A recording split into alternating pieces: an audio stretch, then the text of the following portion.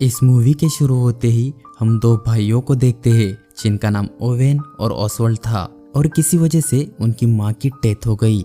इसलिए वो दोनों इनके माँ के बॉडी को दफनाने का काम कर रहे थे। अब ओवेन ऑसवर्ल्ड से बोलता है कि उनकी माँ काफी स्ट्रिक्ट थी जो बेवजह उन्हें डांटा करती थी, यानी हो सकता है कि इनके माँ के कातिल ये दोनों ही हो। अब उसी वक्त वहाँ एक कार आकर रुकती है जो वो जगह आकर खराब हो गई थी। उस कार को देखकर ओवेन कुछ इशारा करता है और ऑसवर्ल्ड तुरंत वहां से निकल जाता है। उस कार में एक कपल होता है जिनका नाम स्टीवन और कैलेस्टी था। अब स्टीवन जाकर अपनी कार को चेक करता है, तभी कैलेस्टी को जंगल में किसी के होने का एहसास होता है, इसलिए वो डर कर यह बात स्टीवन को बताती है। तभी ओवेन वहां आकर स्टीवन पर हमला कर देता है जिससे उसकी वही मौत हो जाती है। ये देखकर कैलेस्टी घबराकर अपनी कार से बाहर आती है और वो कुछ समझ पाए इससे पहले ही ऑसवर्ल्ड वहां आकर उस पर भी हमला कर देता है और वो बेहोश हो जाती है। अब जब उसकी आंखें खुलती है तो वो खुद को एक शेड में बंधा पाती है। तभी ओवेन वहां आकर उसे बोलता है कि वो उसे पसंद आ गई है क्योंकि वो चिल्ला नहीं रही, इसलिए वो उसे यूं ही जिंदा रखेगा ताकि वो उसके बच्चों को जन्म दे सके। ये सुनकर कैलेस्टी काफी दुखी होती है क्योंकि जो उसके साथ हो रहा था वो मौत से भी बदतर था। इधर ऑसवर्ल्ड स्टीवन की बॉडी के टुकड़े करता है जिसे वो ऑक्स को खिला सके। तभी कैलेस्टी एक कमरे से किसी जानवर की डरावनी आवाज सुनती है जिसे उन दोनों भाइयों ने कैद करके रखा था। दरअसल ये जानवर और कोई नहीं बल्कि इन्हीं का तीसरा भाई था जिसे ये लोग ऑक्स बुलाते थे, और ये एक कैनिबल था जिसे इंसानों का कच्चा मांस खाना काफी पसंद था, इसीलिए ये दोनों भाई लोगों को पकड़कर मारते थे। अब सीन चेंज होकर कुछ महीने बाद का दिखाया जाता है जहाँ कैलेस्टी को एक पिंजरे में कैद करके रखा था।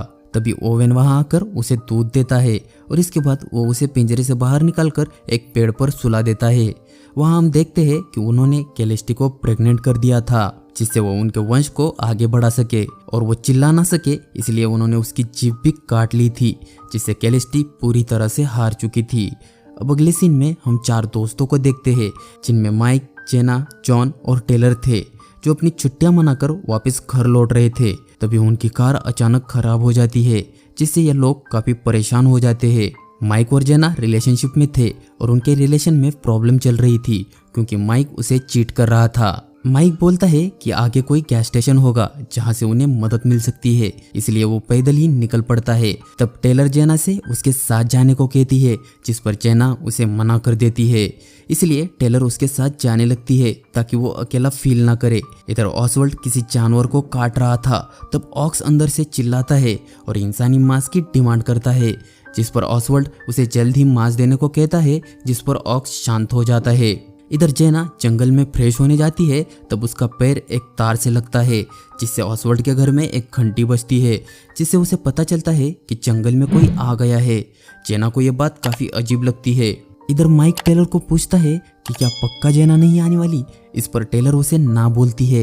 इसके बाद वो दोनों जंगल में जाकर एक दूसरे के करीब आते हैं, यानी ये दोनों भी अपने पार्टनर्स को चीट कर रहे थे। तभी टेलर को वहाँ किसी के होने की आहट होती है, इसलिए वो दोनों वहाँ से निकल जाते हैं। तभी हम देखते हैं कि ऑसवर्ल्ड उन्हें देख रहा था। इधर जेना एक पेड़ पर खून का निशान देखती है जिससे वो डर जाती है और ये बात वो जॉन को बताती है जिससे वो भी चौंक जाता है। इधर माइक और टेलर उस गैस स्टेशन पर पहुंच जाते हैं। तब ओवेन वहां आकर उन्हें अटेंड करता है, यानी ओवेन ही इस गैस स्टेशन का मालिक था। वो लोग ओवेन को अपनी प्रॉब्लम बताते हैं जिस पर वो एक टो ट्रक बुलाता है और ट्रक आने तक वो लोग वहीं रुकते हैं। यहाँ ओवेन टेलर को गंदी नजरों से देखने लगता है, इसलिए टेलर काफी अनकंफर्टेबल फील करती है, इसलिए वो बाहर चली जाती है। उसके पीछे माइक भी बाहर आ जाता है। इधर जेना और जॉन अपनी कार में बैठकर उनका इंतजार कर रहे थे।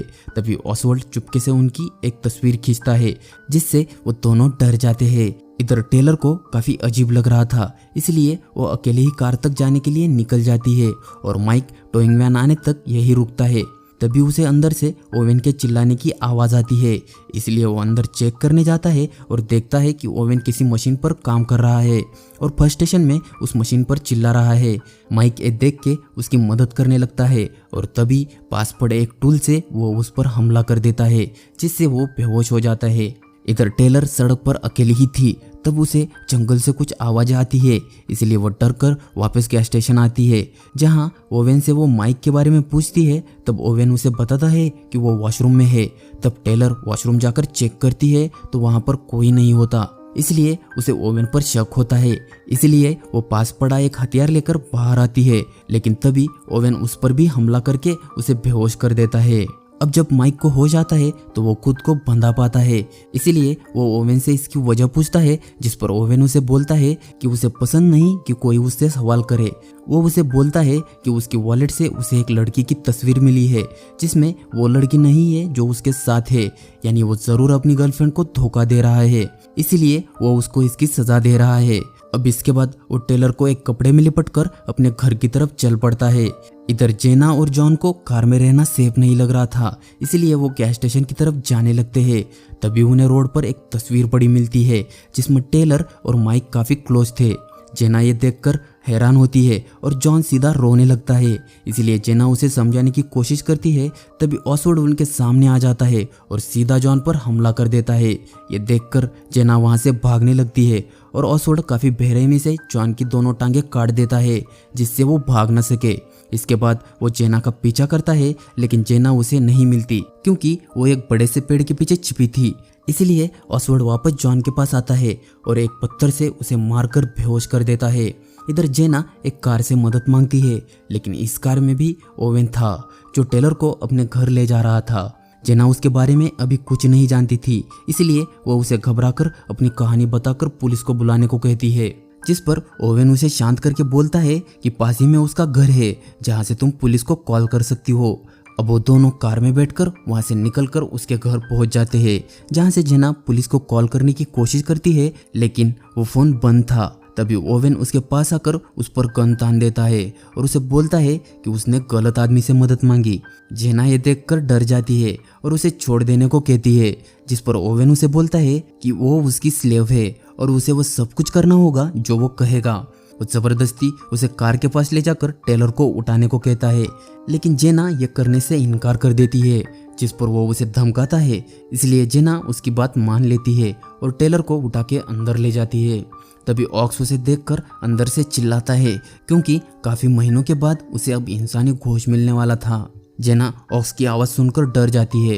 अब आगे ऑसवर्ड कैलेस्टी के सामने बाइबल की कुछ लाइनें पढ़ रहा था, ताकि उसका बच्चा वो बातें सीख सके। इधर ओवेन ने उन दोनों लड़कियों को बांध कर रखा था।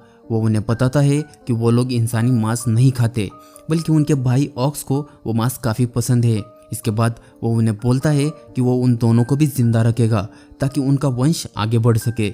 इधर ऑक्स काफ़ी चिल्ला रहा था, क्योंकि उसे अब खाना चाहिए था। यह सुनकर ओवेन ऑसवर्ड से जॉन को लाने को कहता है और फिर उन लड़कियों के सामने वो जॉन की गर्दन मोड़कर उसे मार देता है।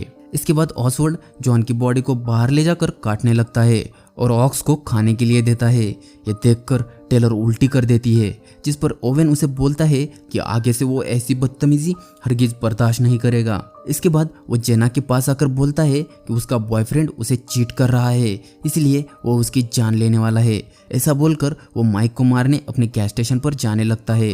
इधर ये दोनों यहाँ से भागने की कोशिश करती है और दोनों मिलकर जोर लगाती है, जिससे उनकी चेन टूट जाती है। और फिर जैसे तैसे वो दोनों वहाँ से भागने में कामयाब हो जाते हैं और भागते भागते वो एक सड़क तक आ जाते हैं। तभी वहाँ पर टोइंग वैन भी आ जाती है, जिसमें एक बूढ़ा आदमी था। टेलर और जेना उस आदमी को सारी बातें बता देते हैं, जिसके बाद वो आदमी उन दोनों लड़कियों की मदद करने के लिए तैयार हो जाता है और उन्हें वहां से पुलिस के पास लेकर जाने लगता है।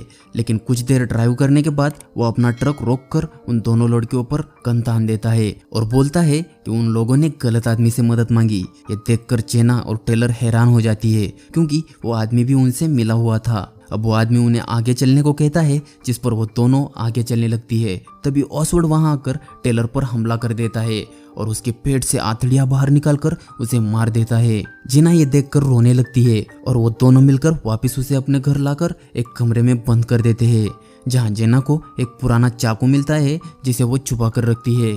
यहाँ हमें पता चलता है कि वो ट्रक ड्राइवर उन्हीं का अंकल होता है जो पास ही में रहता था। वो ऑसवर्ल्ड से ऑक्स के बारे में पूछता है तो ऑसवर्ल्ड बोलता है कि उन्होंने उसे लॉक करके रखा है, जिस पर उनका अंकल उसे बोलता है कि उसे किसी भी हालत में आजाद मत करना, नहीं तो वो पूरी तबाही मचा देगा। जिस पर ऑसवर्ल्ड उसे बोलता है कि वो उसे ऑर्डर न दे क्योंकि उसे पता है कि क्या करना है और क्या नहीं। इस बात पर उन दोनों में लड़ाई हो जाती है, जिस पर ऑसवर्ल्ड को बहुत गुस्सा आता है और ये देखकर उनका अंकल वहां से चला जाता है। जेना को उस कमरे में कैलिस्टी दिखती है, इसलिए वो उसे आज़ाद कर देती है और उसे बोलती है कि वो उसे यहाँ से ले जाएगी। इसी के साथ वो उसे वो चाकू रखने के लिए देती है। तभी कैलिस्टी उस चाकू को अपने पेट पर मार देती है, जिससे उसका बच्चा मर जाए और इसके बाद वो खुद का गला काटकर अपने आप को मार देती है। तभी ऑसवर्ल्ड वहाँ आ जाता है और उसे यह देखकर काफी गुस्सा आता है क्योंकि उनका बच्चा अब मर चुका था, इसलिए वो जेना पर हमला करके उसे बेहोश कर देता है। इधर रास्ते में ओवेन की मुलाकात उनके अंकल से होती है, जहां वो उसे ऑसवर्ल्ड के बर्ताव के बारे में बताता है। इस पर ओवेन गुस्से से ऑसवर्ल्ड के पास जाता है और उसे डांटने लगता है, लेकिन तभी वो देखता है कि ऑसवर्ल्ड काफी गुस्से में है, जैसे वो पागल हो गया हो। इसलिए ओवेन उसका गुस्सा शांत करने के लिए उससे माफी मांगकर उसे बाहर भेज देता है। इसके बाद वो कैलिस्टी की बॉडी को बाहर ले जाकर काटने लगता है। तभी जैसे तैसे जेना वहां से भागकर ओवेन की गाड़ी तक पहुंच जाती है, जहां गाड़ी में उसे माइक मिलता है, जिसे वो आज़ाद कर देती है। तब माइक वहां से भागने के बजाय उनसे बदला लेने का फैसला करता है और गाड़ी में पड़ी गन उठाकर ओवेन के पास जाता है और उसे शूट करके मार देता है। तभी उनका अंकल माइक को भी शूट कर देता है, लेकिन तभी जेना उसके सिर में एक चाकू घुसाकर उसे मार देती है। इसके बाद वो माइक के पास जाती है, लेकिन माइक अब मरने की कगार पर था, इसलिए वो उसे वही छोड़कर वहां से भागने का फैसला करती है। लेकिन तभी ऑसवर्ल्ड भी वहां आ जाता है और यह सब देख के उसे काफी गुस्सा आता है, इसलिए वो तुरंत जाके ऑक्स को आजाद कर देता है और हम देखते हैं कि ऑक्स इंसान के भेष में एक जानवर है। ऑक्स भाग के जेना के पास जाकर उस पर हमला करता है, लेकिन किसी तरह जेना वहां से भागने लगती है, लेकिन ऑक्स भी उसके पीछे पड़ जाता है। जेना कार में बैठकर वहां से भागने ही वाली थी कि तभी ऑसवर्ल्ड उसे शूट करके मार देता है और ऑक्स कार में घुसकर उसका मांस खाने लगता है। इसके बाद ऑसवर्ल्ड एक एक करके सभी के बॉडी के टुकड़े करने लगता है और यहीं पर यह मूवी एंड हो जाती है।